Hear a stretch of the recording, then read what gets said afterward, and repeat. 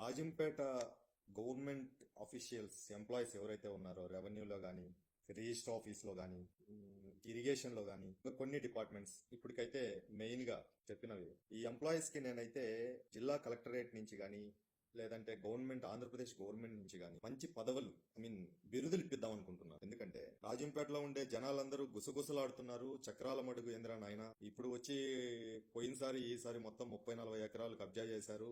కిష్టమ్మ చెరువు అంట, హస్తవరం చెరువు అంట, తాళపాక చెరువు అంట, ఇష్ట ప్రకారం మట్టెత్తుతున్నారు, ఇష్ట ప్రకారం చెయ్యేరులో ఇసుకెత్తుతున్నారు, ఇష్ట ప్రకారం భూములు కబ్జా చేస్తున్నారు. అయినా కూడా మెట్టుతో కొట్టినా కూడా చూసి చూడనట్టుగా గవర్నమెంట్ వ్యవస్థ పనిచేస్తుంది. రాజంపేటలో మాత్రమే నోట్ దిస్. సిగ్గులేదా వీళ్ళకి?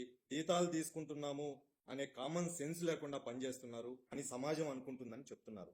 దీనికి ఈ వీడియో చూసే వాళ్ళు ఏం కామెంట్ చేస్తారు? ఒకవేళ అధికారులే చూస్తా ఉంటే రాజంపేట నియోజకవర్గంలో మీరు ఏం కామెంట్ చేస్తారు? ఈ వీడియోని సిగ్గు లేకుండా ఎవరికి పంపించుకుంటారు?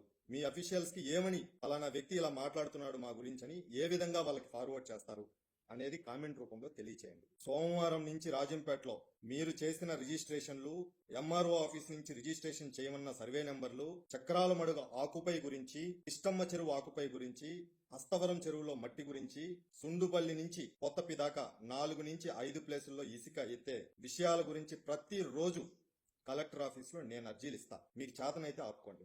సిగ్గులేదంటారా మీకు?